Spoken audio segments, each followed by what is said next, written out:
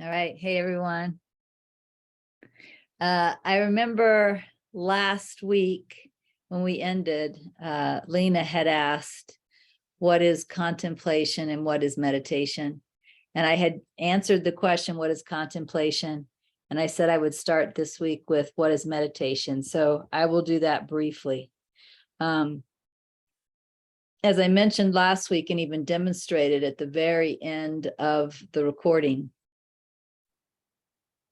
for me, contemplation is opening up to receive clarity. It could be clarity about anything. It could be clarity about an obstacle in my own mind. It could be clarity about truth. For example, I received the 4 principles of God as clarity. Anything at all that comes during contemplation that's helpful to you. I like to call it my daily bread, right? It's my daily bread. That's the fruit of contemplation. In fact, everything that I'm sharing with you from Out of the Stillness is the fruit of my contemplation of the 7 steps to awakening. Meditation for me is different, although you may get clarity from meditation. Meditation for me has one purpose. And that one purpose is a deeper and deeper realization of the true self, or of what I am, or of truth. Those are all the same thing. So when I am in contemplation, I am not, for example, looking for clarity regarding why I'm mad at so-and-so, right? That's contemplation, when I want clarity regarding why I'm mad at so-and-so. When I'm in meditation, the only thing I'm looking for is a deeper understanding or a deeper realization of my true self. So what I'm doing in meditation is I am looking at my deepest realization of the true self and waiting at my deepest realization of the true self for that to become deeper. And that's all I'm doing. If I find that I'm distracted, like if some thoughts come into the mind and I find that I am distracted, I will typically practice self-inquiry. What is it that sees these thoughts, in order to turn the attention back to the watcher, the watching, the true self, and then again, wait there. What I find, and I like to wait lovingly.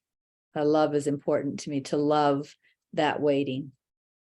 So meditation is merely, for me, going to the deepest realization I have of my true self, waiting there at that deepest realization, doing nothing but waiting there at that deepest realization so that it will become deeper.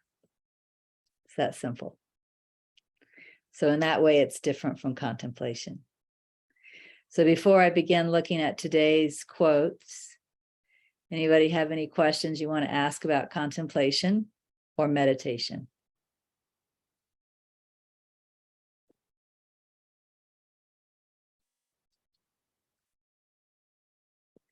All right.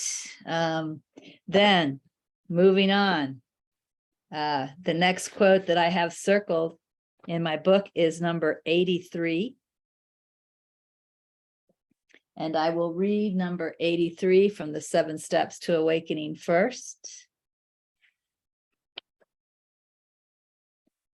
Oh, it's long. No, it's very short. It's like 7 words. Here's what number 83 says. I'm guessing this is Nisargadatta behind words. Do you hear how I renamed him? Instead of Nisargadatta Maharaj, I called him Nisargadatta behind words. I think that works too, though, don't you? So let's look at Nisargadatta behind words. That's funny. I don't know where that came from, but it's funny. Okay, so Nisargadatta Maharaj, number 83. By doing, you succeed, not by arguing. Very, very short quote. By doing, you succeed, not by arguing. So let's look at number 83 in Out of the Stillness. It is time to be quiet in practice. Let others believe what they believe and think what they want to think. Do not get caught up in making points about what is right or wrong. Do not get caught up in making points about what is most helpful or least helpful toward awakening. Let each one follow his own self. Do not even think in private that you are right or know better. Let this pride go completely. Be still. Trust the movement of all things as they are, without interference from you.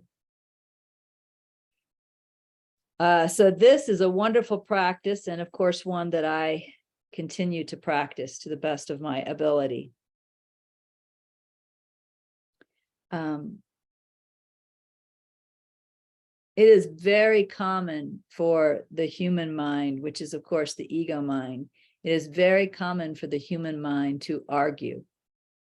Some of us may argue, like back and forth with a person, or maybe we argue back and forth with some people, like our closest family members, but not other people. Some of us may not ever engage in an external argument. We, may be held back by a fear of conflict or something. But even if there is no external arguing going, the arguing is going on right here. We're arguing right here.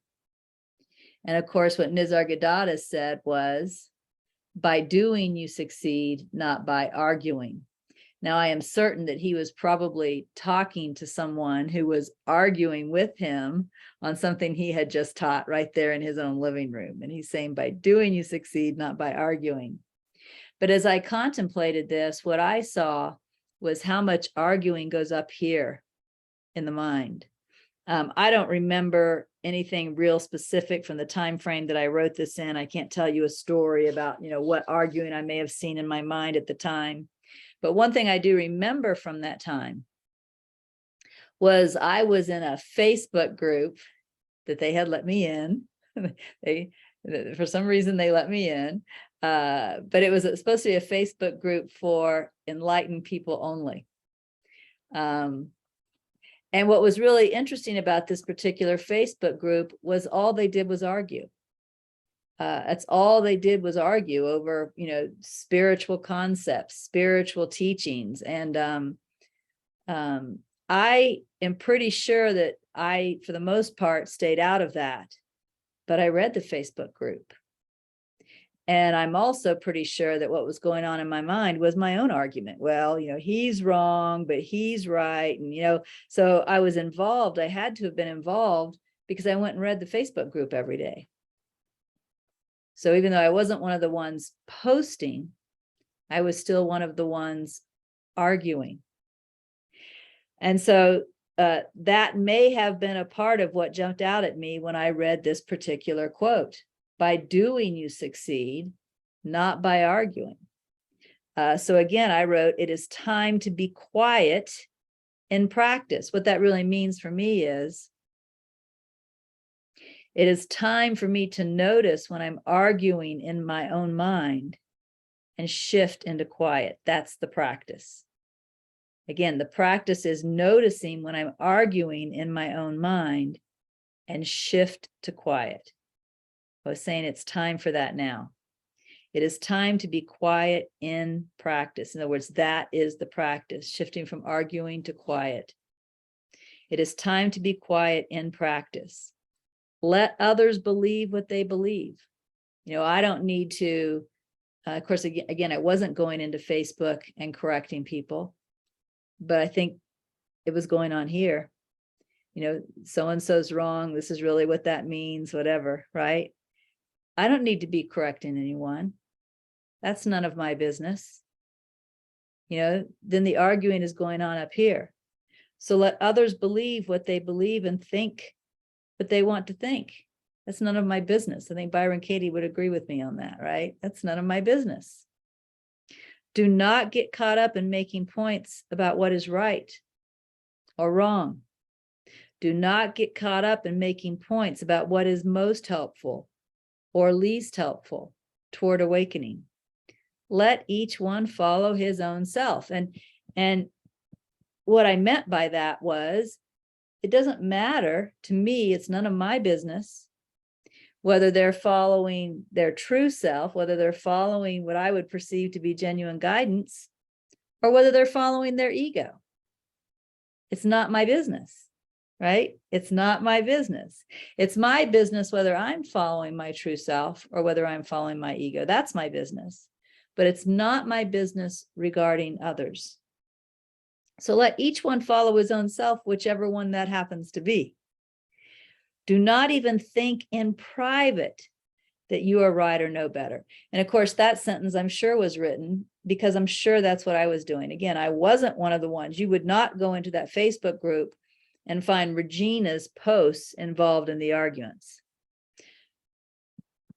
But in private, I'm sure I was reading the posts and thinking he's right, she's wrong, blah, blah, blah, blah, blah, blah, right as I was reading. So do not even think in private that you are right or know better. Let this pride go completely. Be still. Trust the movement of all things as they are without interference from you. So again, one of the things that I know was going on at that time was that Facebook group. And so that, of course, is the best example that I have to share. But I'm sure you know that this thinking you're right and other people are wrong can show up in family relationships, work relationships, friendships, right? It's not limited to a spiritual Facebook page. And so we have lots of opportunities in our life to notice, when do I think I know better? When do I think I know what's best for my adult daughter or my adult son, right? How many of us have adult children, and yet we still try and tell our adult children how to live their lives? This would apply to that, right? This would apply to that. So this is talking about not interfering with others, letting others make their own decisions, watching here to make sure that I am staying silent in the mind and not getting involved with other people's business.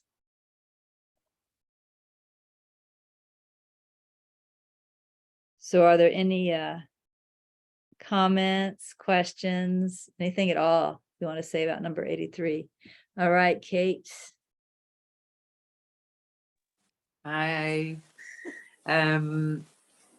Yeah, just something that happens a bit, not too much. It used to happen a lot more, but where my adult children will ask for my my opinion. Yeah. What, like, and I've tried sometimes to kind of go, well, I don't know. And they go, yeah, you do. You know what you think. And yeah, I do get confused with that sometimes, because what I notice is that there's a thought going, oh yeah, I do have an opinion, but I don't want to speak it. Right. But it feels very kind of clunky, or, Yeah, I do understand completely. And in fact, as you were speaking, I thought, well, the best practice, hear those words, the best practice, the best practice would be for us to ask within, how am I to answer them? Instead of jumping to my opinion and then do I share it or not? You see the difference? Yeah. So if you're standing in the land of no opinion, you're just, when they ask, what do you think here? If you're really standing in the land of emptiness, you're going to have to ask, how am I to answer this? And then also, whatever we do share, of course, we can have no expectation or attachment as to whether they follow that or not, right? We share it, we drop it, and then we walk away. But that would be our best practice. And I know that we all fail at that somewhat, which is why I use the words best practice. I'd love to tell you I'm perfect at that, but then I'd be lying to you. I know that I can think of a time in the last weekend when I shared what was my opinion and I did not ask first. But in that case, when I shared my opinion, what I was able to do was share it and then drop it. Like whether they take it or not is their business, but I will tell you, I did not ask, what am I to say? So I would say, let's aim for the best practice. When we slip into giving our opinion, then let's aim for the second best practice, which is give it and drop it, right? The worst practice would probably be to give it and then nag the hell out of them until they do it our way. So, does that answer your question, Kate? Yeah. Anything else anybody wants to? Okay, yes, Marisol. So would that also apply to younger children? Not necessarily. Yeah, not necessarily. But it depends on the age of the child and it depends on the specifics of the situation. When you have a 2-year-old, for example, you have to make a lot more decisions for them. They don't even want to hold your hand in the parking lot, but if they don't, they might get squished by like a bug by a car, right? So you can't let them make their own decisions. You have to. That is your job. You're doing your job. But as they get older and older and older, you have to, and guidance will guide you in this, you have to know when to let go, let go, let go. Because a part of our responsibility of parents is teaching our children to be adults. And one way they learn how to be adults is by making their own decisions. So we do, as they become teenagers, as they're getting older, we're gradually releasing, but the best practice still applies. In fact, I was much better at the best practice when Jasmine was a teenager, to be honest, because why? Because she was there all the time. And I was more aware of the fact that I could get too involved. It's not as easy for me to get too involved now, right? There's more space. So I slip a little. But there I was very aware that it would be easy for me to get too involved. And so because I was so aware of that, I would ask within a lot more frequently. Of course, she was asking me questions a lot more frequently. She was in my house. But it was, I would say it was guidance that led me on how to let go of parenting, even while she was a teenager, so that she could begin learning to be an adult. Yeah, because my daughter is going to be 14 in a couple of weeks, Yeah. and she's been going through that phase where it's like all she wants to do is be in her room, and I've been having a hard time with that, but that might be okay. Yeah. Right, but I've been practicing on letting go and just allowing and trusting, and yeah, I mean, there's plenty of times when it is available. I always ask for guidance, especially when it's something difficult.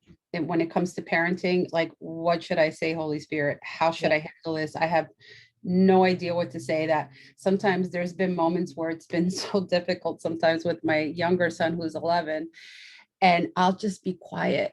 And he's like, what are you doing? And I'm like, I'm praying right now because I don't know what to say. I have no idea how to respond or what to say. So yeah, I think it's just whenever my mind is telling me, oh, it shouldn't be like this, or she shouldn't be spending all this time or whatever, is just, that's where I have difficulty in kind of letting go. But I do realize you kind of have to let go and let go. She's trying to figure herself out. It's okay. So well, and you know how, when our children reached a certain age, we didn't argue about this because we saw it as okay. But when our children as babies reach a certain age, they start trying to walk. They just started walking along the sofa, holding, I mean, they just naturally started trying to learn how to walk because they were at the age where that was within them to do that. That's the silent intelligence. Believe it or not, the same thing happens when our children reach the age of teenagers. Their internal, not thinking intelligence, the same one that made them get up and start learning how to walk, is now leading them to break away from their parents. The difference is we were excited when they got up and started walking, and then we fight against them breaking away from us. But they have to. How else are they going to become adults? I mean, do you really want a 40-year-old daughter living in your basement? You know, she has to do this, right? So you just want to, where you're paying attention is she doing it safely? Hanging out in her bedroom is great. Crawling out the window at night and running off with 18-year-old boys, not so great. You know what I mean? We have to know the difference. Right, right. And what a beautiful way to see it. Yeah. Hearing it like that, like you're celebrating and so thrilled when they're taking their first steps, that they're, you know, to see it that way. That's so Yeah. helpful. Thank you. You're welcome. You're welcome. All right. Anything else before I review these and then we move on? All right. Then again, Nisargadatta Maharaj said, by doing you succeed, not by arguing.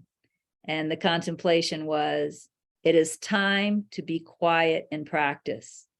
Let others believe what they believe and think what they want to think. Do not get caught up in making points about what is right or wrong. Do not get caught up in making points about what is most helpful or least helpful toward awakening. Let each one follow his own self. Do not even think in private that you are right or know better. Let this pride go completely. Be still. Trust the movement of all things as they are without interference from you. And again, when it comes to things like the parent thing or other circumstances, when it is our role to be involved, checking for guidance is still not interference from me, because I'm not coming from me, I'm coming from guidance. Do you see the difference? So, number 84, Nisargadatta Maharaj. Now I know nothing, for all knowledge is in dream only and not valid. That's a great quote. That's a great quote. In case your mind would not let you hear it, listen again.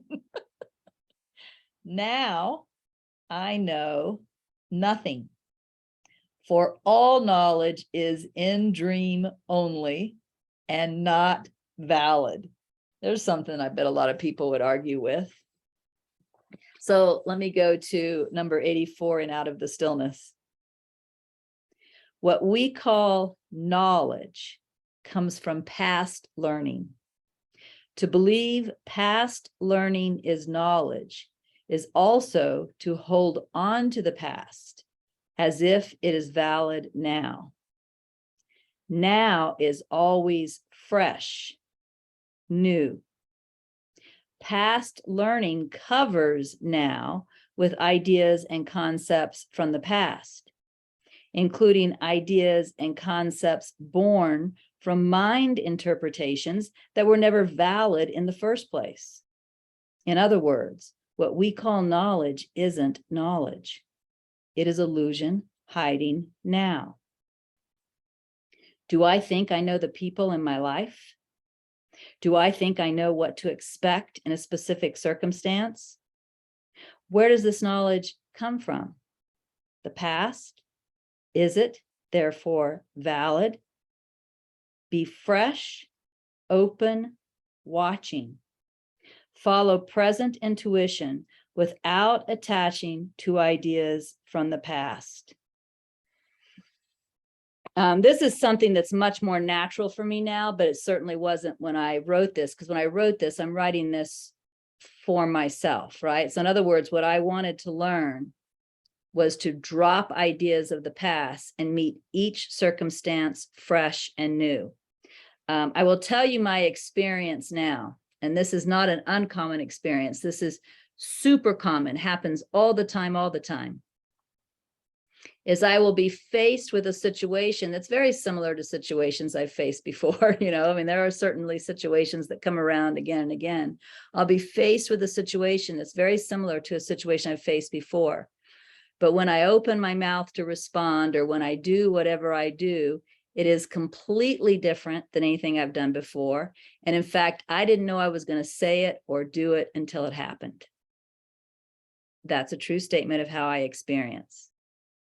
So I'm in this spontaneity now that I can't explain. It just happens. And it's as if, it's not really, this is a lie, because I can't speak what it really is. So this is kind of a lie, but maybe it's not that I want to lie. I want to tell the truth. I just can't tell the truth because there aren't words to say it. Can you accept that? So I'm going to tell you a lie and then try and find the truth in the lie. It's as if the moment is channeling through this body mind, and I'm just watching it. Now, let me tell you why that's a lie. It's a lie because in my experience that I would have called channeling, I knew it a second before it happened. Like channeling is like receiving and then letting it pass through, receiving and let it, right? This experience is even less than that. It's just seeing it happen, even though I'm the one speaking. So in that way, it's not channeling, right? It's even less than channeling.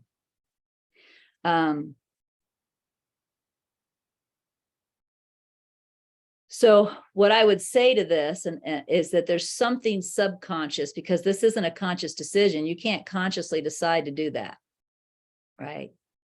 There's something subconscious that has changed.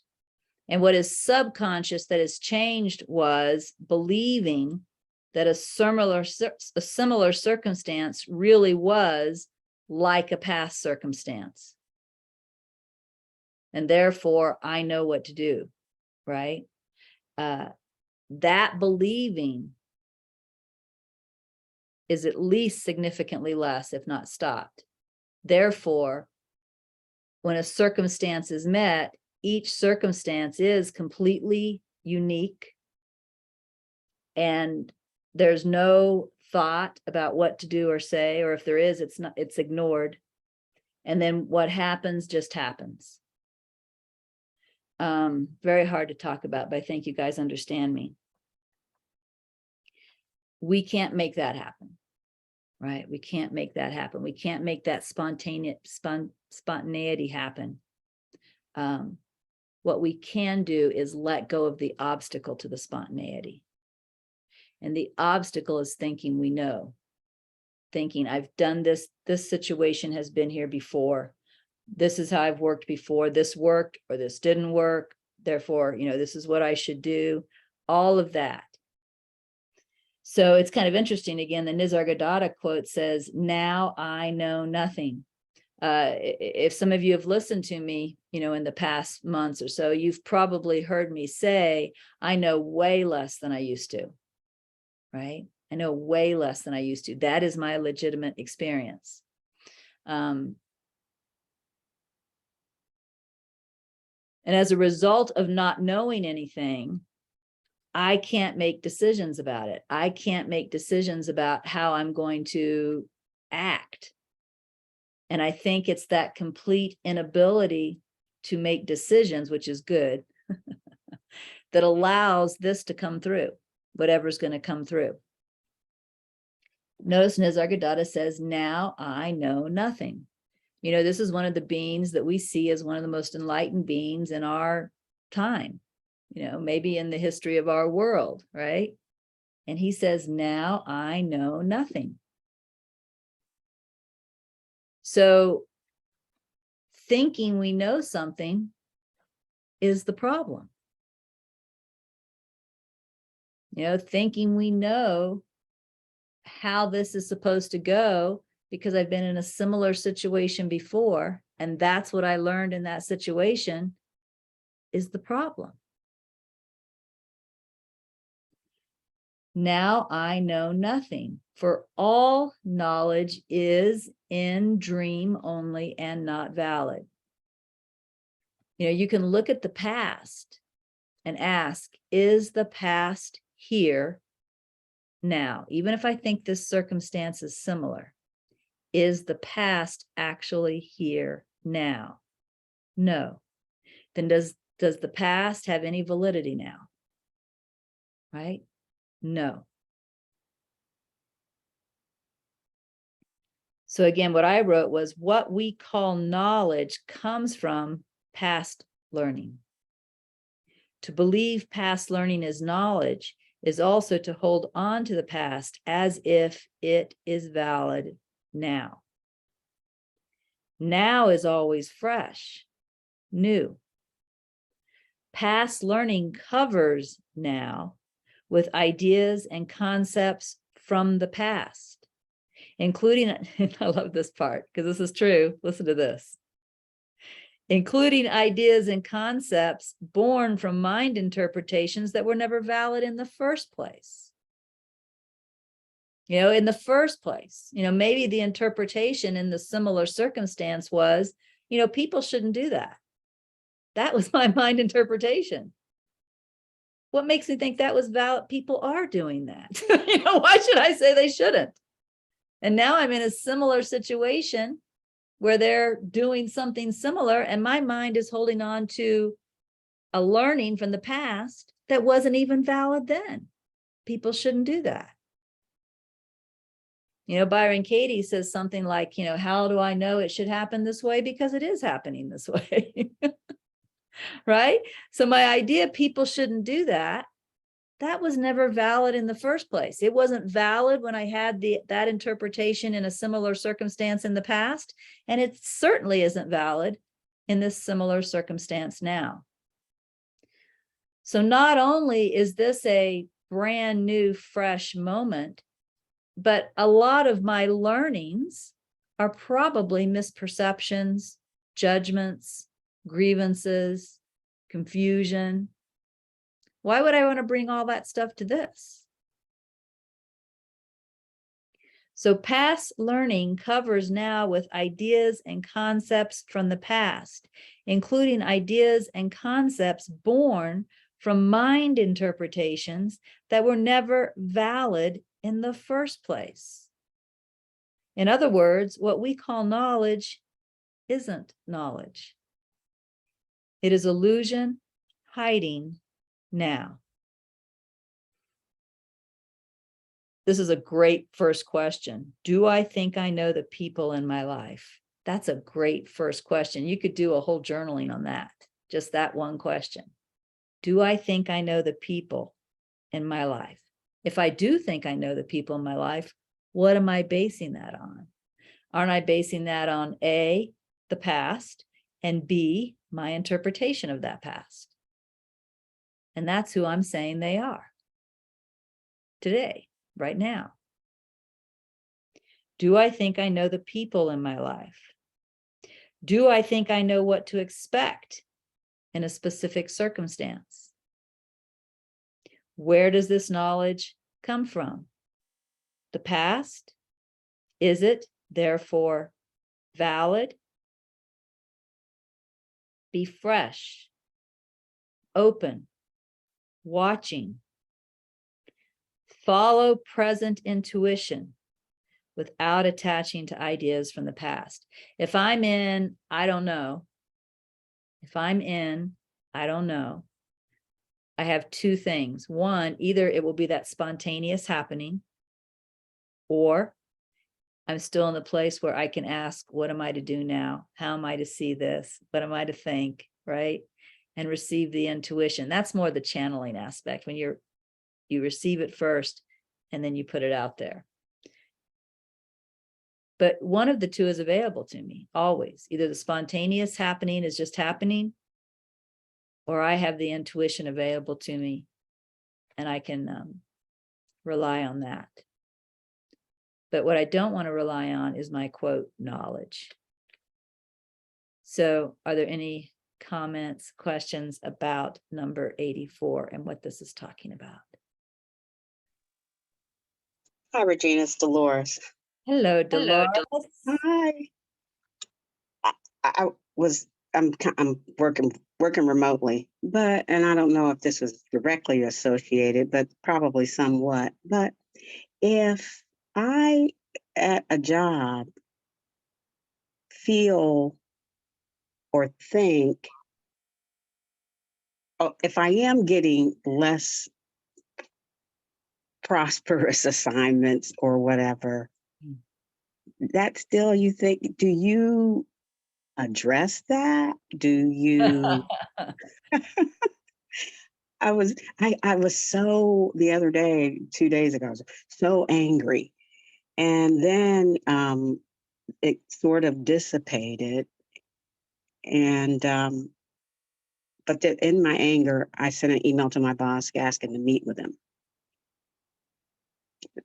So I'm not sure. Do you just sit and try to get? How do you let go? Well, let me ask you this question first, which will have to do with number 84. What does less prosperous assignments mean to you? Exactly that. Less prosperous. I'm a fundraiser, so we're giving people to meet, and these are cold people that I get to meet. Cold calls. Cold calls, not mean people. Not mean, no. And they're not actually just totally cold. They've graduated. They went to the school and everything. Yeah. Okay. So, yes. But what does that mean? If your boss is giving you that instead of something very prosperous, do you think that means something about you, your relationship, your work? I mean, does it have any meaning? Or is it just what's happening? It's just what's happening. Yeah.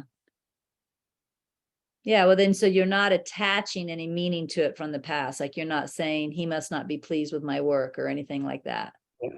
2 days ago, I was attaching meaning. Today, Well, what this is referring to is that if you had said, I think this means that he's not valuing my work. Like if you had said that, what I would have coached you in is, okay, so this is an interpretation you're bringing, probably an interpretation from the past, right? You need to let go of that. That's what I would have coached you. But if you were already saying, well, this is just what's happening, if that's where you are, then there would be no upset or anything in you because you have no interpretation of the event. You're just going with it. And as to whether you would have a discussion with anybody or not, I mean, it couldn't come from any kind of an upset because there's not an upset there. So if a discussion happened, it would have to be either guidance or spontaneous. Right? The only way a discussion could happen that I could have with my boss, I'm not getting these prosperous assignments, this isn't right, blah, blah, blah, is I would have had to apply meaning. And if that's the case, the first thing that I need to inquire into and let go of is the meaning I've applied, because that's the obstacle. Do you see? I do. Yeah. I see it. Yeah. Thank you. Yeah. You're welcome. It's good to see you.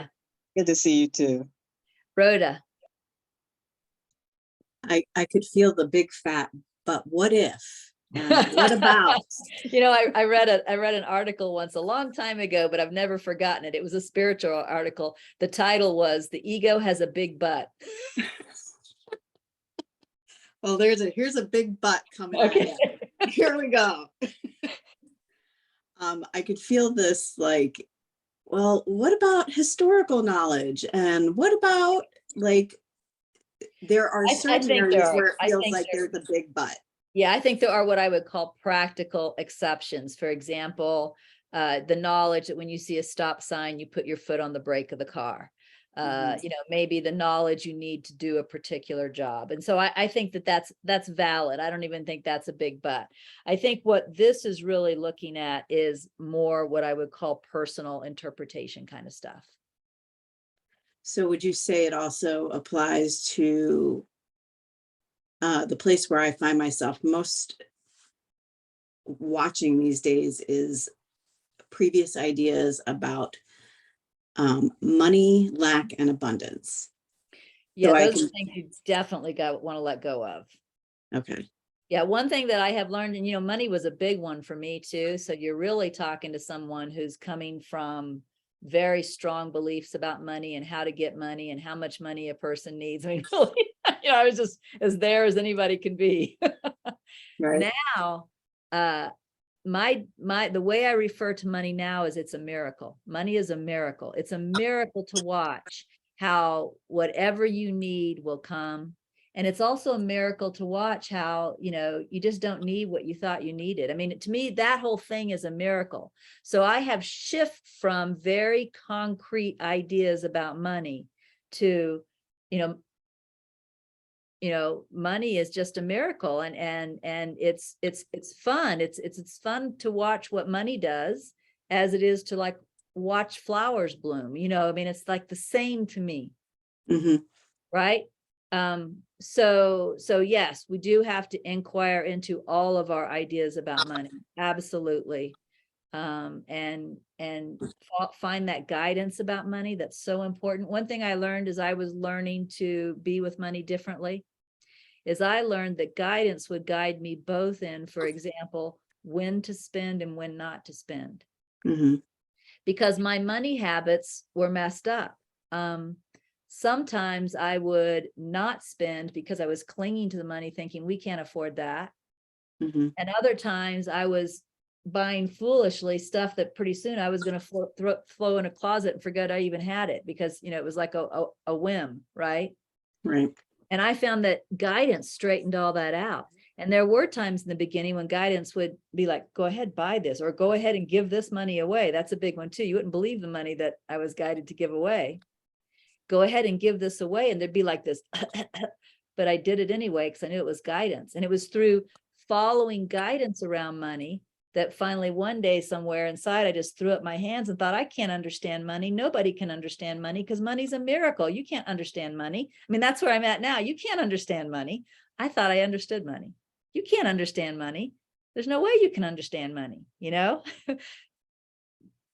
that happened through following guidance instead of following my beliefs. So would you also say that's true about, let's just say, the health of the body? I'm following. It feels like there's some sense of discernment there, but it does, Well, in a lot of cases, it does feel like question it. The health of the body has never been a big deal for me. I know for some people it's a big deal. It's never been a big deal for me. I've never had hangups around the health of the body. And I know lots of people have lots of hangups around the health of the body. So I don't know that I would have as much to say about it because it wasn't a particular problem that I worked out. What I will say is that I observe some people who probably spend hours a week on the internet, searching out every little problem they think they have. And what my intuition kind of says is that's just focusing on the problem to the point that it's making the problem bigger and bigger and bigger. And somehow finding the guidance to step back from so much concern about health might be what's helpful. But, there's also a practical aspect, like if there was this pain here that I don't understand, I might go to a doctor unless I had guidance not to and say, hey, I've got this pain in my chest, that won't go away. But it's hard for me to say, because like I said, health has just never been an issue of mine. Not that I haven't been sick and stuff, but it's not something that's occupied my thoughts. That's what I mean. Got it. Right. When I was sick, I took medicine, I got better, end of story. I never spent hours on the internet trying to figure out what was wrong, second guessing everything. It's never been that kind of an egoic problem for me. Perfect. Thank you. You're welcome.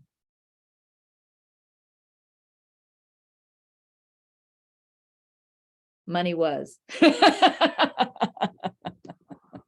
Money was. Yeah. Anything else on that? Number 84. Okay, tell you what, I'll just read it one more time. How are we doing on time? Okay, good. So Nisargadatta says, now I know nothing. For all knowledge is in dream only and not valid. And I wrote, what we call knowledge comes from past learning. To believe past learning is knowledge is also to hold on to the past as if it is valid now. Now is always fresh, new.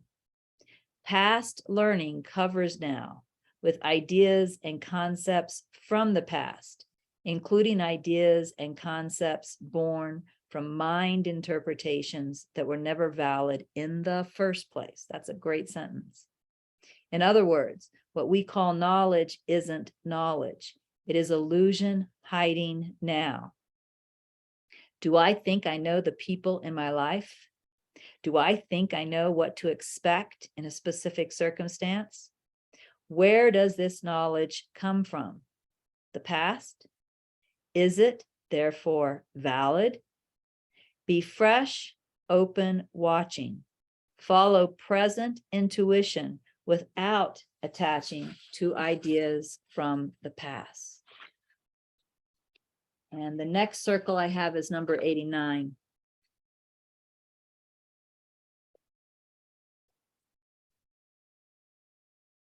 So from the 7 steps to awakening, Nisargadatta Maharaj. You are entangled in the web of verbal definitions and formulations. Go beyond your concepts and ideas. In the silence of desire and thought, the truth is found. You are entangled in the web of verbal definitions and formulations. Go beyond your concepts and ideas. In the silence of desire and thought, the truth is found. And I would imagine thought here is referring to like contemplative type of thought. So 89 from out of the stillness. Wanting to understand truth leads to excitement about understanding ideas of truth. Excitement about understanding ideas of truth leads to more and more seeking of understanding. In this seeking and excitement achievement, one word hyphenated, in this seeking and excitement achievement, truth is overlooked. Silence the desire to understand. Release the excitement about learning and understanding. Be still, be silent, be, and know through being. So what this is clearly referring to is there can be intellectual fun in understanding metaphysical concepts. That's not gaining us any ground at all. That's what this is pointing to. There can be intellectual fun in understanding metaphysical concepts, but we're not gaining any ground at all. And I experienced that just like I know other people have experienced that. So what this is saying is to, oh, I think I read the wrong Nisargadatta quote. Looks like I'm on the wrong page. Oh no, I just turned the page. I read the right one. Okay. So what this is saying is, and remember, I'm talking to myself in this book. I need to be less interested in understanding these metaphysical concepts and more interested in just being. And that's what this is saying. I could see at this time that this excitement that I got from understanding metaphysical concepts was a hindrance. I could see that what I needed to do more was learn to just be. And something's coming into my mind now, which I'll share. I'm certain that for me, this was about metaphysical concepts, but for other people, it could be other things, and we might as well look at that too while we're here.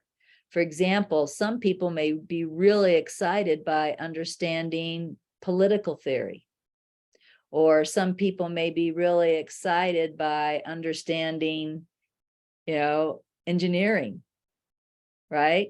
Or some people may be really excited by understanding psychology, right? They would all be the same error, right? The fact that I was excited by metaphysical stuff doesn't mean that this teaching is limited to metaphysical. The point is, if it's exciting to the intellect, it's actually holding us back. It feels like a moving forward as I understand political science more and more, or if I understand, engineering more and more. How exciting. I understand this engineering concept that I didn't get before, right? But we're not gaining any real ground. In fact, all of this intellectual understanding is entertaining the mind in a way that it's drawing us away from being. And so what this quote was saying to me was, it's time to turn around. It's time to stop being excited by mental understanding. And it's time to learn how to settle into being and love that. That's what's really going to take you somewhere. So again, Nisargadatta said, listen to his words, you are entangled in the web of verbal definitions and formulations. Do you hear that? But he uses the word entangled. You are entangled in the web of verbal definitions and formulations. Go beyond your concepts and ideas. In the silence of desire and thought, the truth is found. And again, this thought, I think, means the contemplative type of thought, right? In the silence of desire and thought, the truth is found. And so I wrote, wanting to understand truth leads to excitement about understanding ideas of truth. Excitement about understanding ideas of truth leads to more and more seeking of understanding. And you know that this is a challenge. If after every spiritual book you want another spiritual book, right? You're like, you're devouring the books, right? Excitement about understanding ideas of truth leads to more and more seeking of understanding. In this seeking and excitement achievement, truth is overlooked. Silence the desire to understand. Release the excitement about learning and understanding. Be still, be silent, be, and know through being. So I'll pause there to see if we have anything we want to say after looking at this quote and this contemplation. Oh, yes, Michelle. Regina, as you were sharing that, I could feel how that understanding is actually a step away from self. It's like I've taken a step away. Yeah. And I'm so occupied with that step away that I'm completely missing what's right here, which is self.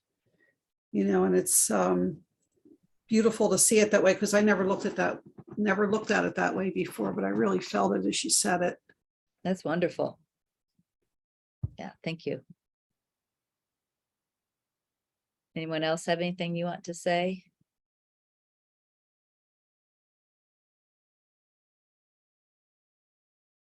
All right, let's see what's next. The next thing I have circled is 90. If we don't finish it, we'll start with it again. I don't think I'm here next week. I think next week is probably Helen. Is that true, Sina? Do you know? You might be able to peek for us. That's true. Okay. So whenever Helen is here, I'm not, obviously, or we'd be talking on top of each other. So I'll be here after that. I'll check my calendar, but I think after that, I'm still here. I don't think I'm in retreat yet. So 90 says, Nisargadatta Maharaj, whatever is conceived by the mind must be false, for it is bound to be relative and limited. Whatever is conceived by the mind must be false, for it is bound to be relative and limited. So this is what I wrote as I contemplated that quote. Mind imagines, it does not know. Therefore, when mind imagines what enlightenment or self-realization is like, it creates a false concept of realization.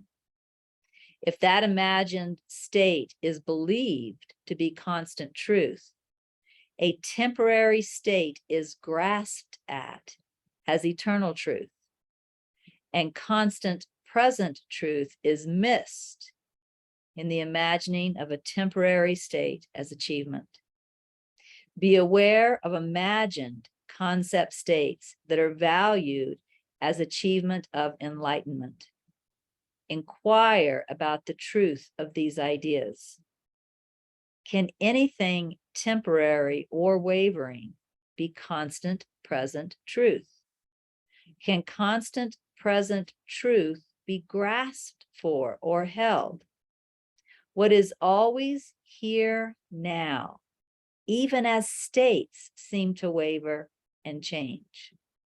So we probably will look at this again next week, but briefly I'll say, I have had what I would call mystical highs.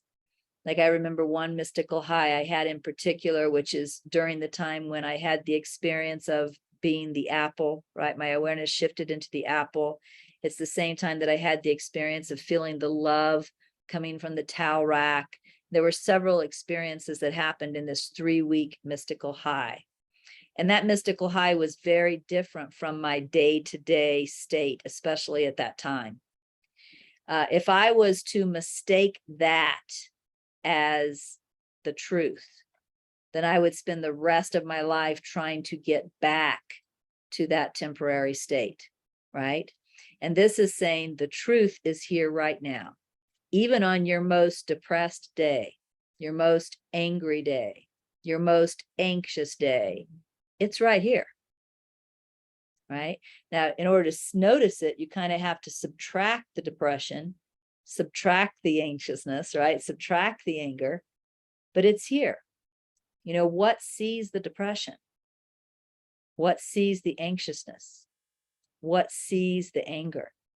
So it's talking about not confusing experience with truth.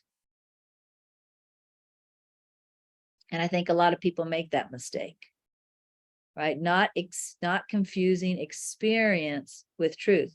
Now, don't get me wrong. As you do remove the cause of the depression, really the beliefs, the cause of the anger, etc., the cause of the anxiousness, there's a contentment that is here that wasn't there before. And that contentment, believe it or not, is the peace of the self. And that peace, P-E-A-C-E, that peace of the self was always there. That's not new. That's not an experience. It's the spaciousness without the clutter. In order for there to be clutter, the space has to be there first, right? So you take away the clutter and all you experience is the space. So the peace of the self is always there, even in your most anxious moments, even in your most depressed moments, even in your most angry moments. So those are not states. The peace is not state, is what I mean. But we'll start over with this one again next week, and we'll look at it again, and we'll see if, oh, not next week, the week after, because Helen will be here next week. But we'll look at it again, and we'll see if there's anything else that we want to pull out of that. But again, it's important to realize that mystical highs are not truth realization. All right, see ya.